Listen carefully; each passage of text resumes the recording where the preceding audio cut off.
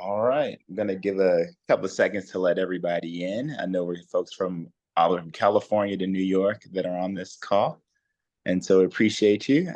Brandon Garrett here with the National Minority Equality Forum. It is the last Friday of July. So that's, of course, that means that our SHC team is leading this webinar. So we thank Leslie and Chenny for putting this together. I also want to introduce our webinar on equity and HIV voices from the frontline. It is going to be, oh, I didn't realize my Cameras off. camera's off. Hey, there I am. Sorry. Oh, Savannah So State. hey, so I am Brandon. So many people, I think most of you guys know how I look anyway. But Equity and HIV Voices from the Frontline. It's being led by our very own Monica Hahn, who has an extremely impressive resume and the work she's done in the HIV space at the University of California in San Francisco and the surrounding communities. She's also, be real quick, I have a little bit of brag. She's a 2020 winner of the top 40 under 40 leaders of minority health with National Minority Equality Forum. She's also has volunteered to be a class agent with us and keeping her class together, but more importantly, educating in the health equity space. So without further ado, one of the most impressive resumes I read ever. I'm going to turn it over to Dr. Monica Hahn. Thank you. Thank you so much, Brandon, for the super lovely introduction. And hello, everyone. I hope you are having a happy Friday so far. It's wonderful to be here, and thank you for joining us wherever you're joining from. And as Brandon said, I'm Dr. Monica Hahn. I use she, her pronouns. I'm clinical faculty at UCSF in the Department of Family and Community Medicine, where I practice family-centered HIV primary care and perinatal HIV care as medical director of Hive Clinic at San Francisco General Hospital. And I also work in HIV capacity building efforts across the Pacific region as clinical director and co-PI of Pacific AIDS Education Training Center. And I am very, very grateful to be here and to moderate this discussion today. And so, yeah, the theme of today's discussion is dedicated to a critically important topic that all of us here care very deeply about, which is advancing equity in HIV care. And as you may know, earlier this week, we celebrated Zero HIV Stigma Day, which is observed every year in July to bring people together to take action against HIV stigma, which is of utmost importance in caring for people living with HIV, because we all know stigma and stigma-related discrimination can absolutely worsen health inequities. So we all have a part to play in ending HIV stigma. And in conjunction with fighting stigma, we also need to acknowledge and disrupt other interconnected forms of oppression as well that continue to deepen the inequities that we see in HIV care, including structural racism, homophobia, transphobia, many other interconnected systems of oppression. So we're very grateful to NMQF for the opportunity to elevate this critically important dialogue about how we can strengthen our efforts to advance health justice and support all people and communities affected by HIV.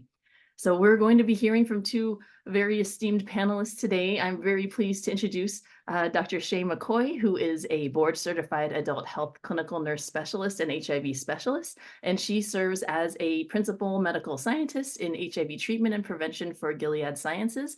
And in this role, she serves as a bridge between the company and healthcare professionals that treat HIV by working collaboratively to address specific needs in the South Texas region. And she also has a background in correctional managed care and spent a decade caring for people living with HIV in one of the largest FQHCs in Houston, and has an extensive background providing gender-affirming care as well. And we're also joined by Ms. Vivian Clark-James, who is an award-winning community health leader. She currently serves as Faith Champion Liaison for the NMQF's Faith Health Alliance. She is also chair of Health and Wellness Ministry at Trinity Baptist Church. And she was also recently appointed as a commissioner in 2023 to the Midland Council of Government by the Columbia City Council. So she's been involved in community engagement and community health as it relates to HIV for over 22 years as a CDC project coordinator in South Carolina. So thank you both so much for being here and being part of today's event. And we're actually going to start off by giving our attention to Dr. McCoy, who's going to start us off with a brief presentation to kind of provide a general overview of the current landscape of HIV epidemiology and just some foundational information to provide some context for the discussion we're going to have. So thank you so much, Dr. McCoy. I turn it over to you. Thank you, Dr. Hahn. I appreciate it. Good morning, everyone. I am truly excited for this opportunity to share a little bit about the current state of HIV and stigma in communities of color. Now, I have to say up front, when the organizers reached out to me about what the expectation was for today's program, they did give me one very clear rule, and that was to not share a bunch of boring slides. So I always like to be invited back, and I absolutely plan to follow the rules. I don't have a lot of slides, but this is a nice educational conversation that we'll be having this morning. And so I did just kind of want to share a few things with you today. And so starting at the first slide, if you go up to the, yep, there we go. All right. So let's start out by actually just kind of talking about or highlighting why we are even continuing to have this conversation around HIV, right? And so what we're looking at here is some data from the annual HIV surveillance report, which provides an overview of current HIV epidemiology in the United States and dependent areas. And so the data presented here is showing us HIV diagnoses reported to the CDC through December 2022 in people who were over the age of 13 and older. And so if you start there on the left, you'll see the number of HIV diagnoses between the years of 2017 and 2021. And you'll notice that the number of new diagnoses are fairly consistent from year to year. And they do highlight, if you look at the last 2 years, they do highlight what appears to be an 18% increase in diagnoses between 2020 and 2021. However, we know that this increase is likely due to misidentification and reporting of HIV diagnoses in 2020 when we were all experiencing COVID and shut down and not doing a lot of testing and such. And so what's really important here, though, is to note that there's really been no significant improvements in the number of people being diagnosed with HIV, which means that there's still a whole lot of work to do.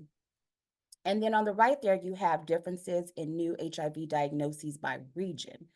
And while there are roughly 36,000 total new diagnoses, the South accounted for over 50% of those new diagnoses in 2021. And so again, a lot of work to do, but particularly in the South or the Southern region of the United States. Next slide. And so historically, HIV has been called, or what has been termed or dubbed, the a zip code disease, meaning people living in areas with high levels of HIV or more likely to be exposed to HIV. And so here they note or show that 56% of Black Americans reside in the South, which does have some of the highest rates of new HIV diagnoses in the United States. And then when you look at the two maps, they actually almost look pretty identical. On the left, you have rates of new HIV diagnoses, and on the right, you have rates of people living with HIV. So again, this is just a really good visual, if I can speak this morning, that highlights people living in areas with high levels of HIV or more likely to be exposed. Next slide. It's also important, though, that we understand the most common route of HIV transmission. And so this graph here is depicting HIV incidence in the United States in 2020, broken out by transmission category. And so if you just take a quick glance, you'll know automatic that the most common route of transmission of HIV is male-to-male sexual contact, which accounts for 68% of HIV diagnoses. And then and that's followed by heterosexual women, which accounts for 15% of new diagnoses. I do want to take a closer look, though, at women because for a very long time, HIV has been thought of as a gay white man's disease or a gay man's disease. And that's simply not the truth. So if we go to the next slide, please, we'll take a closer look. Okay. So here then, like I said, wanted to highlight the impact in women because sometimes women are forgotten. But what we know about HIV in women right now is that over half of the world's population living with HIV are actually women. And Black women are diagnosed with HIV at disproportionately higher rates. In fact, when we think about the US population, Black women represent about 13% of the population overall, but 54% of new HIV infections. And then by the time a number of Black women enter care, they are oftentimes diagnosed late, coming in with an AIDS diagnosis or a more advanced diagnosis, which really does have a significant impact on long-term health and diminishes overall quality of life. And so that's been an ongoing struggle and a challenge. And so later today, I think we'll kind of highlight with Ms. Vivian, we'll talk a little bit about, why some people have such a hard time getting into care and what some of those challenges are. But right now, we know that this particular virus is having a real significant impact on Black women. Next slide.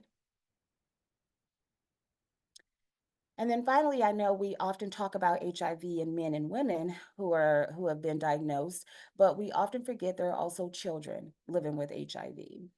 And so HIV can be transmitted from mother to child at any time during pregnancy, childbirth, and during breastfeeding, or now what we call chest feeding. And so when we think about perinatal transmission, mother-baby transmissions in the United States, we have seen a steady decline of new infections over the last 20 years, but we haven't reached the goal of completely eliminating perinatal HIV infections.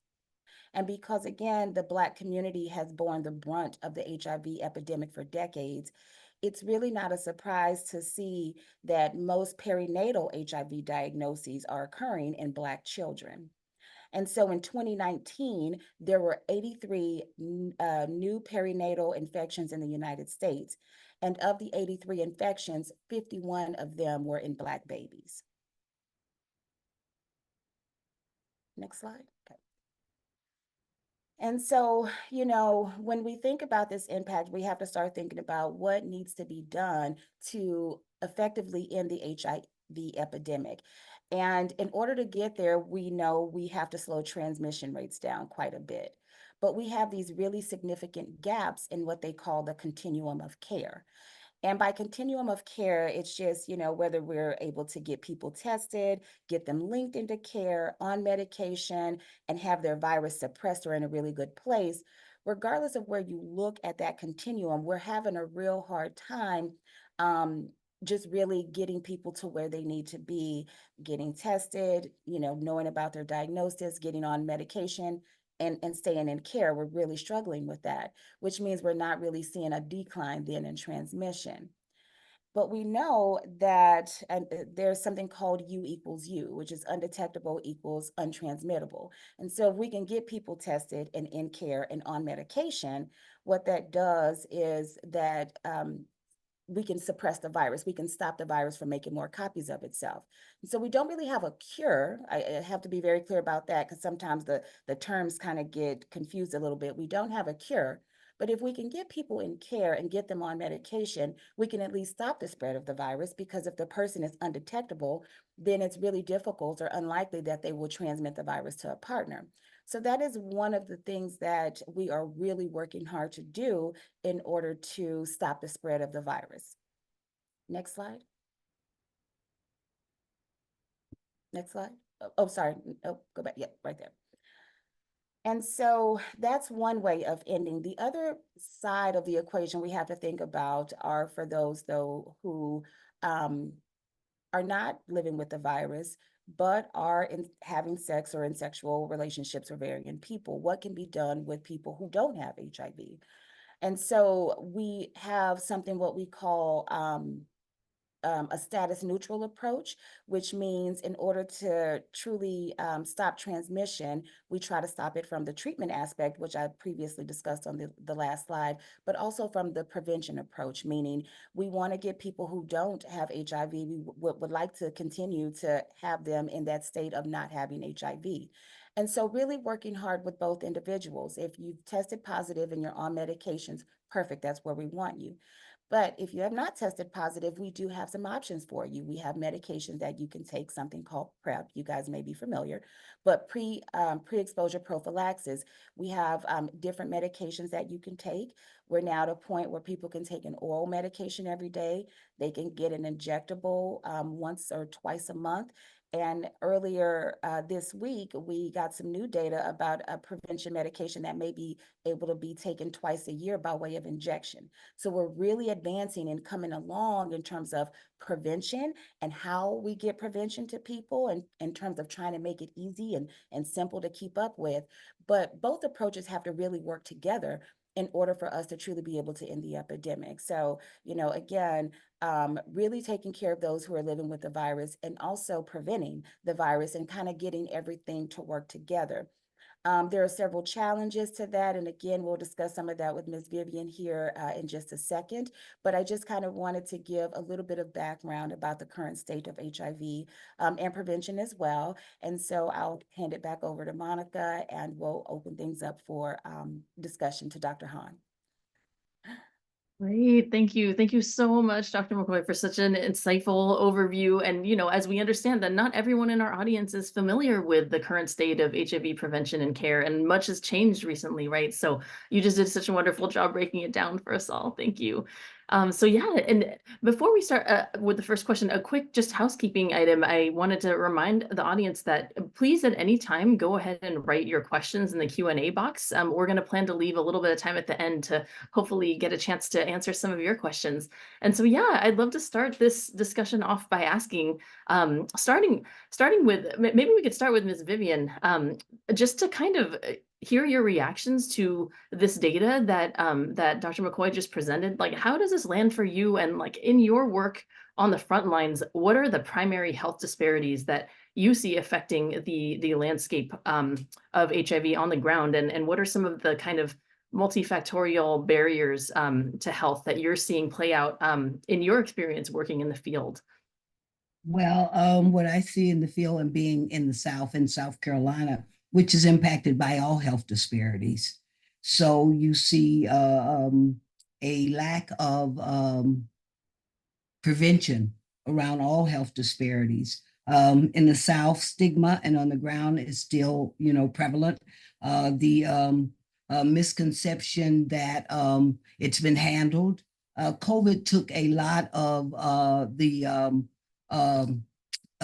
momentum away from HIV prevention, and it shifted, and especially within the faith communities, which I found were very open to prevention messages and programs around COVID, which they weren't with HIV because of the stigma and the church. And in the South, in the Bible Belt, which South Carolina sits right in the middle of the buckle of the Bible Belt, that the faith community is not as eager to engage in HIV prevention. And that's been one of the barriers that I have seen. Also, information dissemination around PrEP, particularly the uptake of PrEP with African-American women, and the uptake of PrEP around heterosexual African-American men. That same misconcept that Ms. McCoy was talking about, that it was a gay disease, that it was an infection that only happened to people that were promiscuous. So one of the barriers in the South that has been most challenging is trying to overcome myths, but more than myths is misinformation. And and because of all of those new innovations she was talking about, the especially speaking to people in positions of authority and elected officials, of thinking that it's been handled, that it's over because it's not on the spotlight. Remember in the early days when you turn on the news, you knew every day where the quilt was. You knew every day what the numbers were. Just like with COVID, you knew what the numbers were every day. And then after a while, you stopped seeing it. So people were under the misconception that it's over, or that it does not apply to me, or that someone that's not, that someone that has it must have been either a man who had sex with men or someone that was promiscuous, and not knowing that most people got infected from their primary partner. Also, there has been a lack of education to our youth. South Carolina and the South have started to legislate education, health education, sexual health education within the school systems. Our legislators just passed a bill to stop transgender care. One of our main hospital systems, the Medical University of South Carolina, because it received state funding, has stopped having gender affirming care, period. At first, the law said it was to stop those under 18 from receiving gender affirming care, hormone treatment, any such things were not for people under 18. But then they found a little glitch line in that law, and it scared these people at the medical university that were getting state funding. And so they stopped all gender affirming care. So that's one of our barriers that we've seen in the South. Also, the slowing down of outreach, community outreach, of making sure that that the information reached the ground. And in the South, a lot of it, and particularly in South Carolina, in rural communities where there's no broadband, there's no ID docs, there's a lack of transportation, stigma is rampant. And so getting to those rural communities in our more saturated metropolitan areas, there are like 3, 4, 5, 6 different, CBOs, community organizations, federally qualified health centers. And in the rural areas, they have none. We have some counties in South Carolina that have no hospitals whatsoever, no federally qualified health centers. So access is a big issue in this region of the country. And I think that really addressing those myths, the decrease in funding, those types of things have really played a part of what I'm seeing on the ground.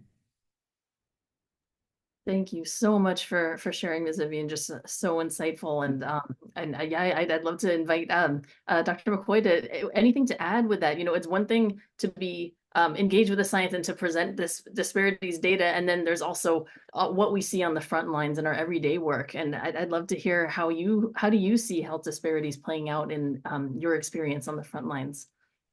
Yeah, so much to what Ms. Vivian spoke to, I live in Texas, and so all of the political challenges really make it very hard. It creates a lot of additional barriers.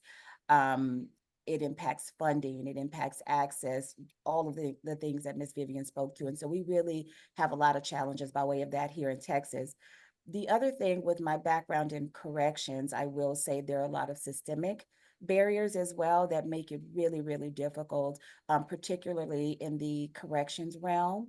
And so, as you know, our correctional system really, there's lots of Black and brown people who are, a part of the correction system. And so oftentimes what we would experience is if people would come into care, we would sometimes be able to get them on medications, get them, in a good place, nice and healthy. But when you release them back into what we call the free world, when they go back home, there's no insurance. Now you're a convicted felon. There's no way to get you any insurance. And so people fall out of care. They, health just kind of declines very quickly. And so that was, always a big challenge because it just seemed like a really vicious cycle. And, how do you get people out of that when you sort of have these systems, in place? Yeah.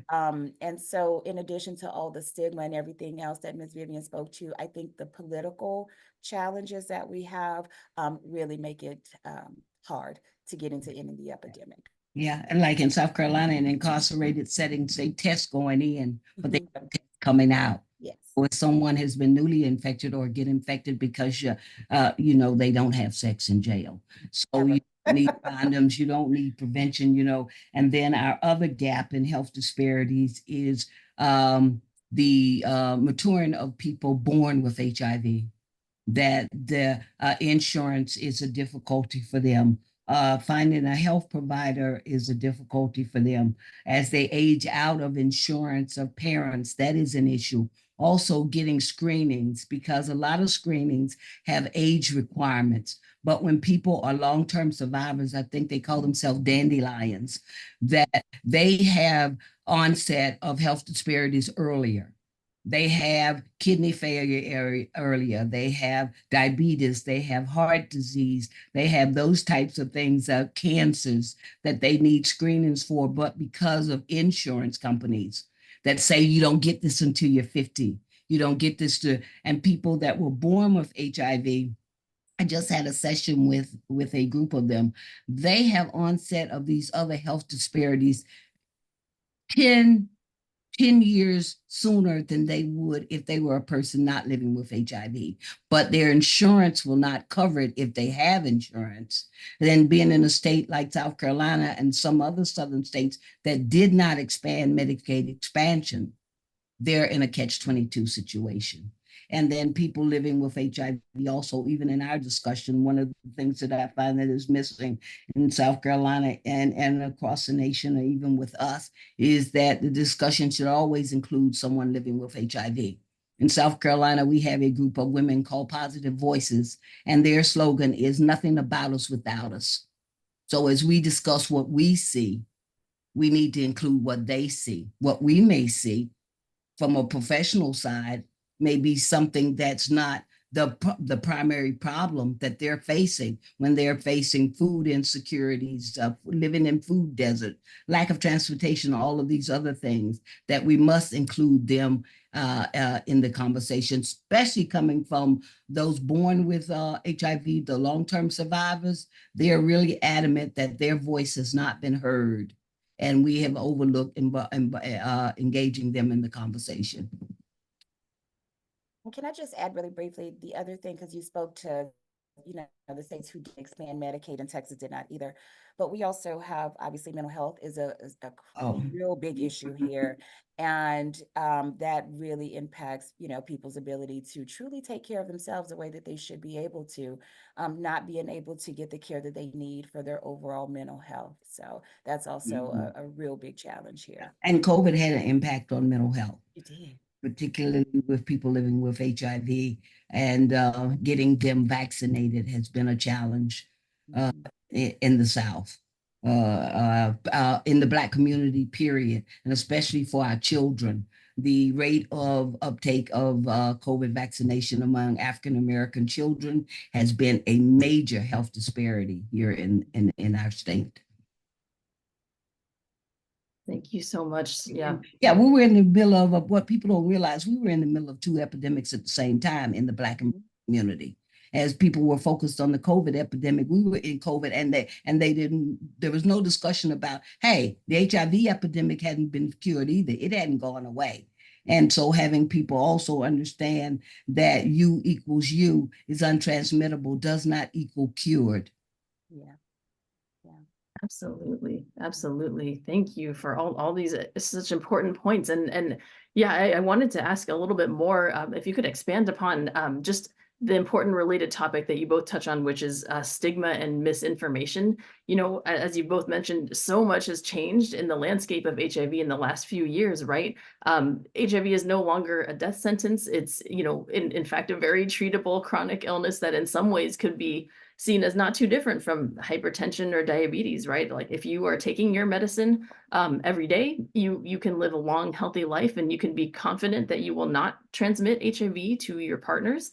But the truth is, not everyone knows that. Not everybody knows about U equals U. Not everyone knows about PrEP. And that stigma absolutely makes the health inequities that exist a lot worse, and especially when they're intersecting with other forms of oppression. And so, yeah, I know.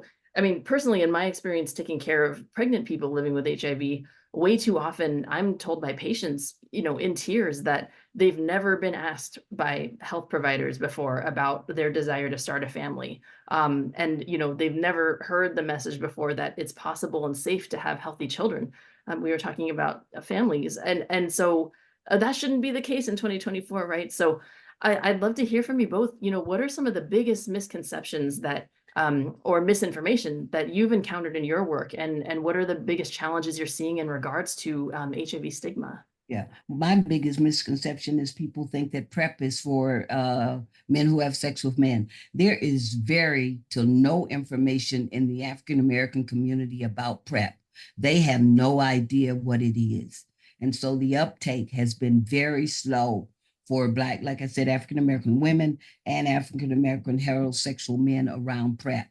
And so I think PrEP is the one tool in the toolkit that could slow down the transmission rate for HIV within the communities of color. So that main challenge about getting more information around PrEP or having the conversation around PrEP. Most people that I have tested positive through my career, and especially once PrEP came about, knew nothing about PrEP. You know. I agree. And I think the thing with PrEP too that I find is there's no difference by way of educational levels either. It doesn't matter if the Yeah. a woman is highly educated or not. We don't see a difference. There is just a lack of knowledge across the board. I have, girlfriends with the whole alphabet behind their names, Yeah. highly professional. You would think that they know, and it is just a lack of knowledge. Sometimes we think that there's, it's linked to poverty or socioeconomic somehow, and it's not. It is just a genuine lack of knowledge. I think also to your point about the stigma, the one thing I always found interesting about stigma was, as a person who is a healthcare clinician, the stigma that I faced when I said I took care of people living with HIV was always baffling to me. But it always helped me to truly empathize though with my patients, because I thought, if this is what I get and I'm just telling people that I take care of people who are living with HIV, I can only imagine what it must be like to say I am a woman living with HIV, for real. You know what I mean? Um, Countless times people would sort of look at me. I've had people sort of step back away from me as if they were going to get something from me. And it was always very interesting to me. Miss Vivian, I know you do a lot of work in the Black church. I attend a Black church, and I can't tell you the number of times people came up to me after they found out what I did, but they secretly disclosed to me that they Oh, were me living with too. HIV, and wanted me to know. But just talking about the stigma and the shame that they felt and how that impacted them, it always touched me. It really did. But the stigma is real, and it runs so incredibly deep. Just to say that you work in the environment sort of Yeah, triggers I was the HIV lady, and that's how they knew me.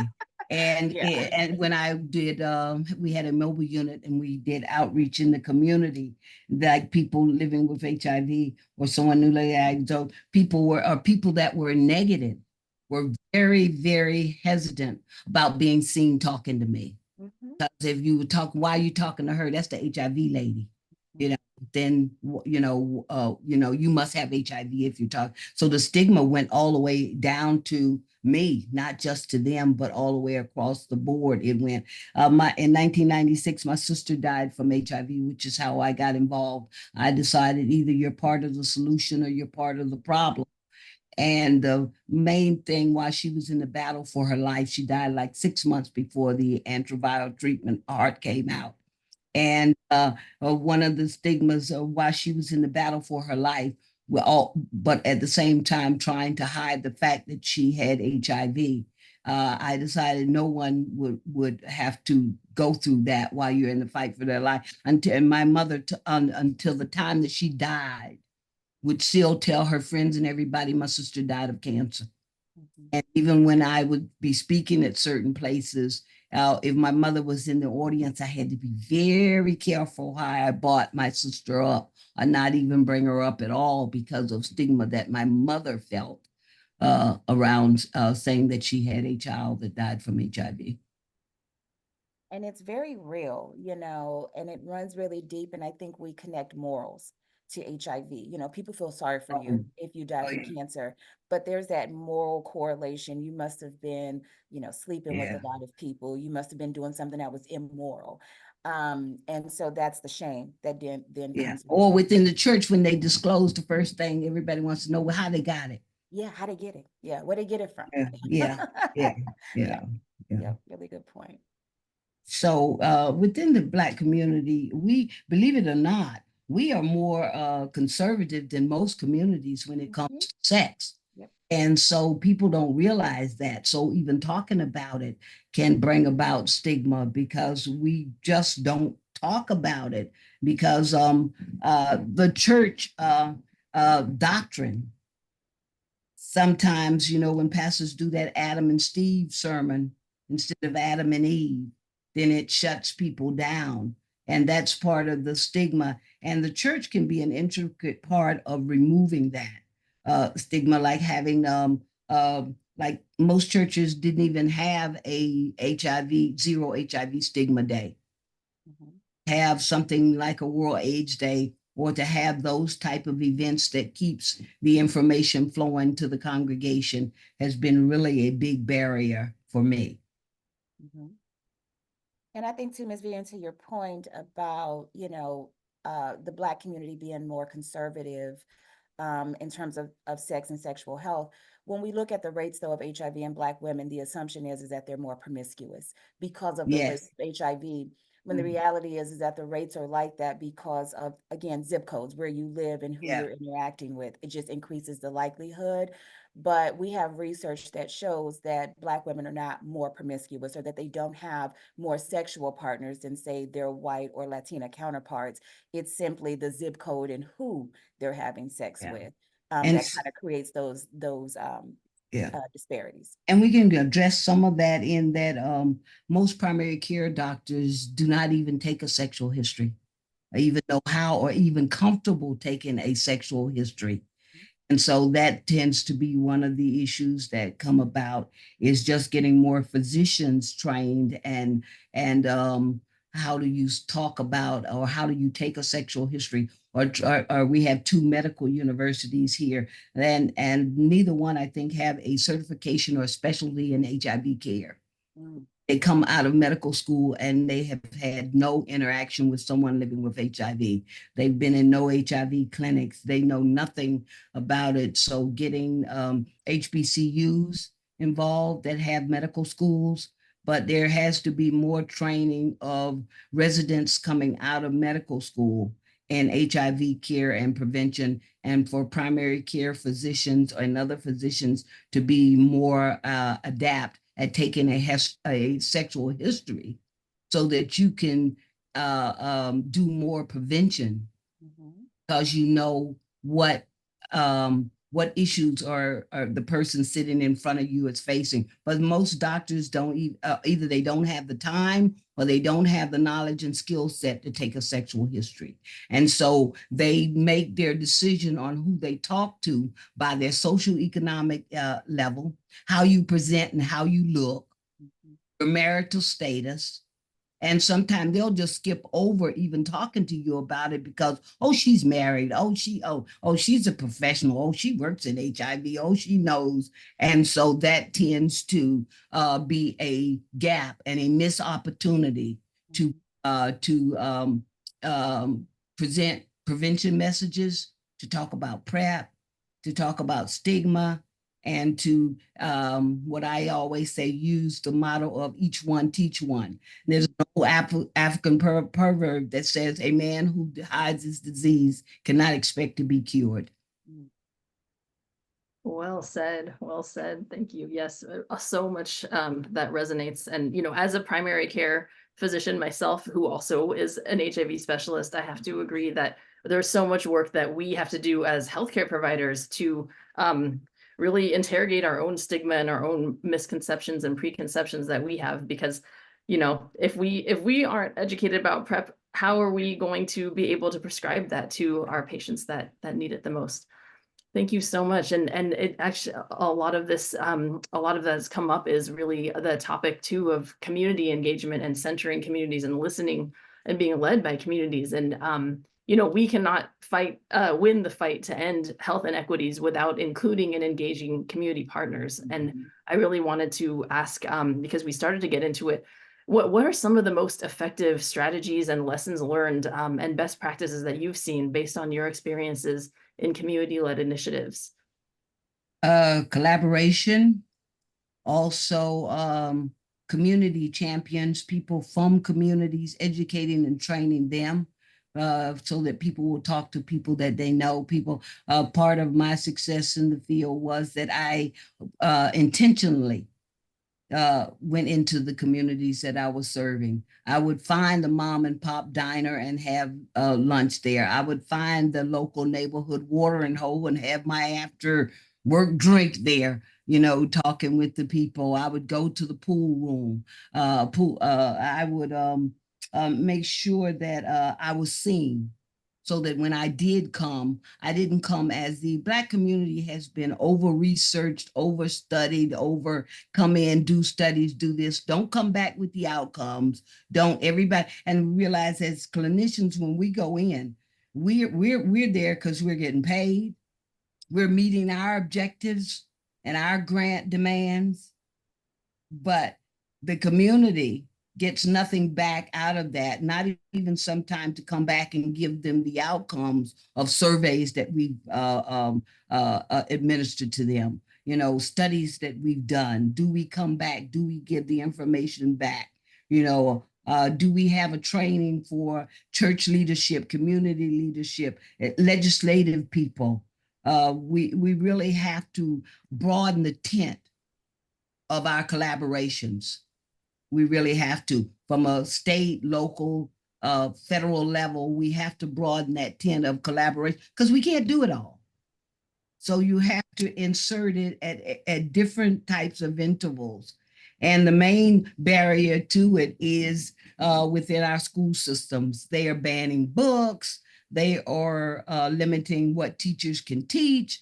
They're saying that they now have to teach from the Bible. They our law has, in South Carolina, we have a comprehensive school health law, but most teachers and health professionals within the school systems aren't trained in HIV. Mm-hmm. And so they don't include it in their comprehensive school health program and curriculums. And those books that do are being taken off the shelves.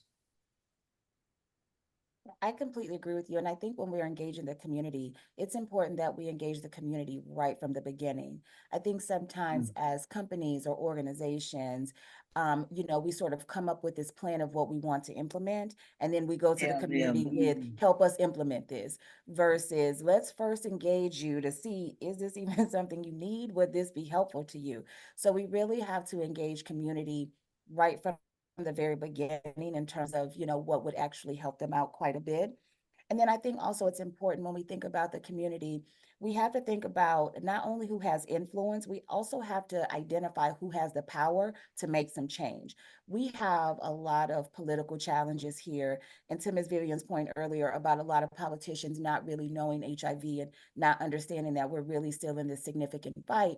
We have to identify those people. They make the vote at the end. They're, you know, our water bearers. Yeah. So we have to identify them. We have a lot of really great influencers in the community with big voices, and that's fine. But we have to bring in those people who actually have the power and the authority to make the change as well. And what I've been telling people, that power and that authority, if you want something or if you want changes, you better do it right now in an election year, because it will be 4 years before you see them again in the Black church.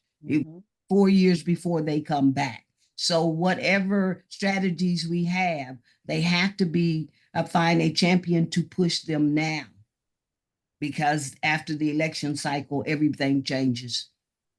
And we unfortunately, Ms. Vivian, I don't know if you guys are experiencing this, but we have lost some political giants in Texas. We lost Representative Sheila Jackson, who's a political giant, you know, who was an advocate in the Black community. We lost Reverend Bill Lawson, who marched with Dr. King. We have lost some giants. John who really Lewis had influence. Yeah. So that's the other thing, is that, you know, people are aging. People are aging, and, you know, we're losing a lot of our allies, and we're feeling some of that as well. And we're aging, those of us that still work in the field. I don't want to admit that, though. We're not I don't see the next generation. Me either. Of who's going to take, you know, like someone was saying, you know, I'm 72 years old. How long are you going to be passing out condoms? So, you know, who comes next, you know? Yes.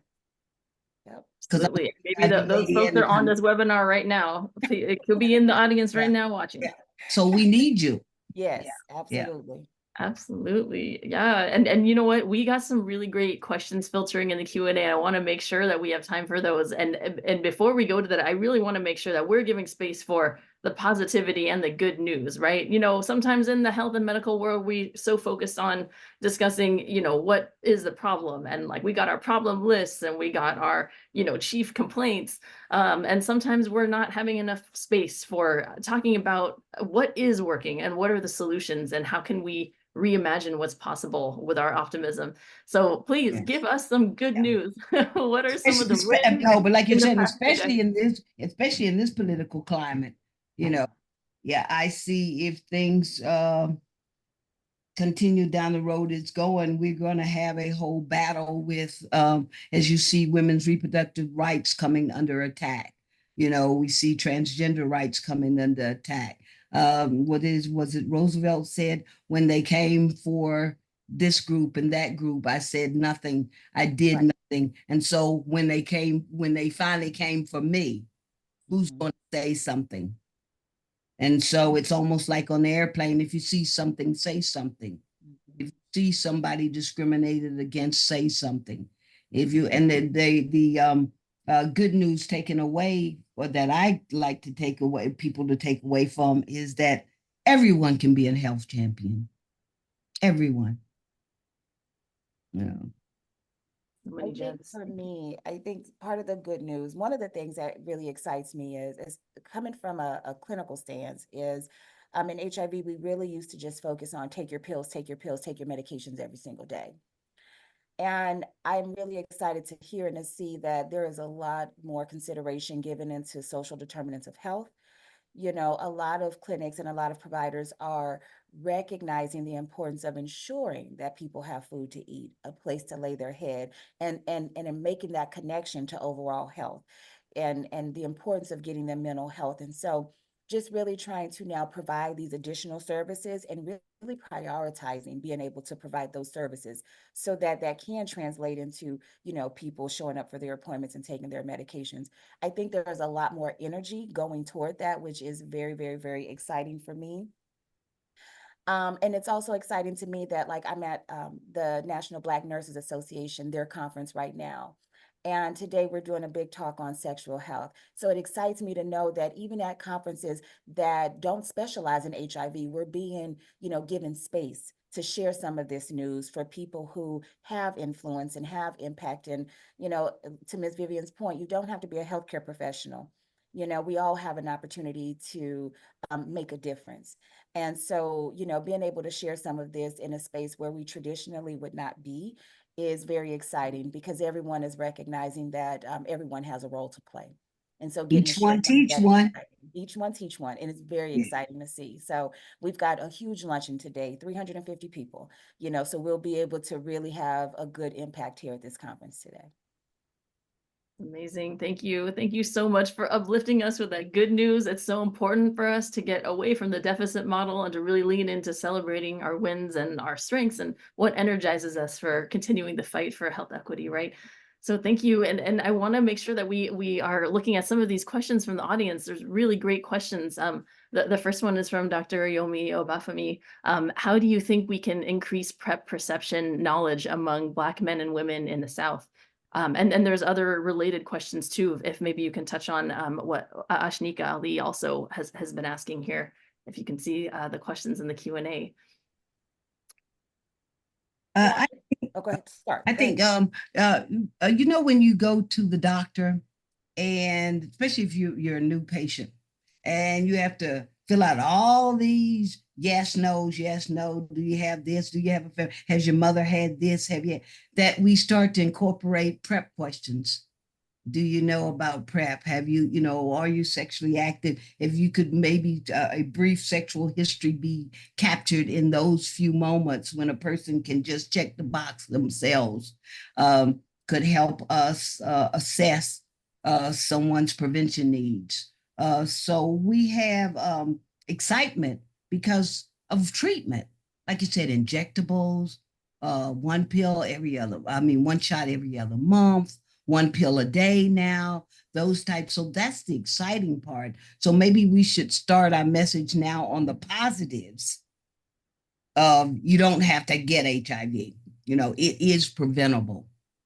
That is the message that we have to put forth that it is totally preventable. And we took a step back when we, during the COVID, of having this, even how the conversation, how it even got in the conversation of it being a moral question versus a health question versus a science question. The fact that now people are questioning science, you know, is what they think or what they've been told. As I tell people, stop getting your information from people who went to the medical university of the streets, you know. Get you some, some information from someone who's qualified to give it. I can also add, I think as a company, moving forward as we continue to try to increase the community's knowledge around PrEP, we have had a more significant presence again at not just, medical conferences, but also at things like the Essence Festival, which draws thousands of Black men and women from all over the US, a music festival, but having a presence there, we've sort of tried to truly go out into the community and show up in spaces where, you'll be able to kind of share some of this news with people. So that's one of the ways. And I know moving forward, as we continue to try to innovate in the PrEP space, trying to be more inclusive and being intentional about being inclusive of women, particularly women of color, right from the very beginning, and including them and having them as part of that conversation. Those are some of the things that are happening or that we're doing, I know, as a company to try to change perception and be more inclusive of women, people of color, women of color. All inclusive. Yeah, and around our marketing with PrEP. Mm-hmm.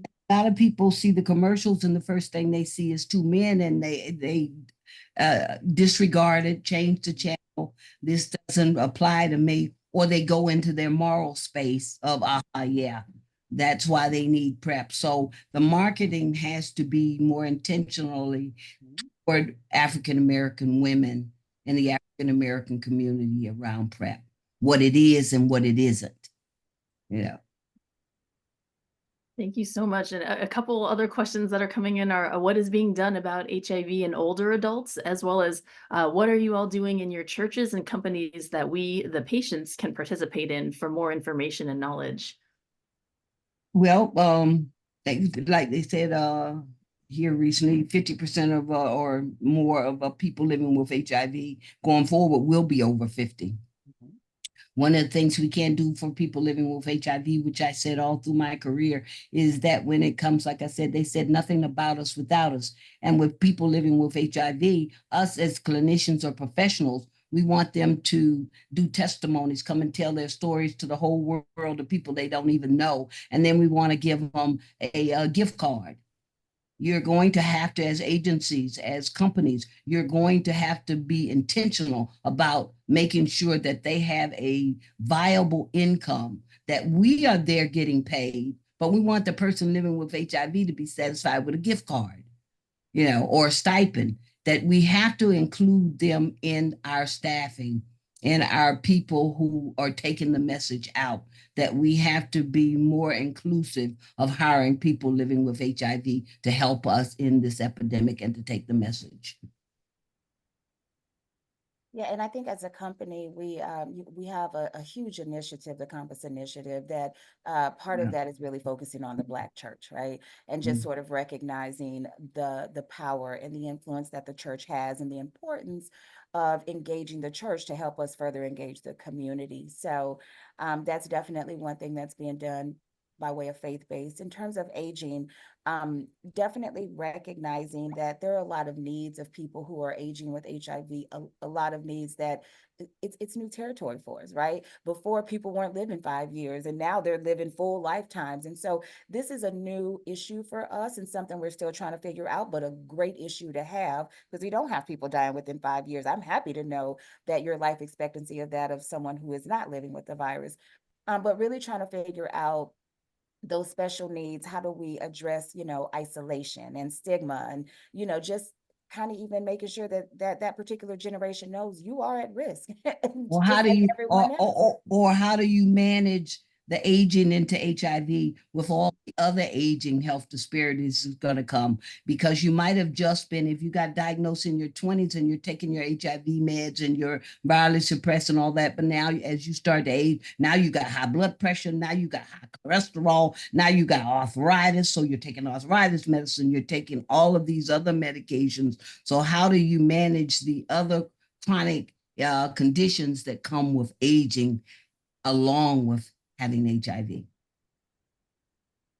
Absolutely, absolutely. Thank you all so much. I wish we had time to keep talking about this all day long. There are so many more great questions and so much more that we could talk about. I hope we could do this again sometime. But in closing of our session today, I'd like to ask each of our panelists to share just like one last gem or piece of advice for our audience. Like, what's the one thing you really want our audience to walk away with today?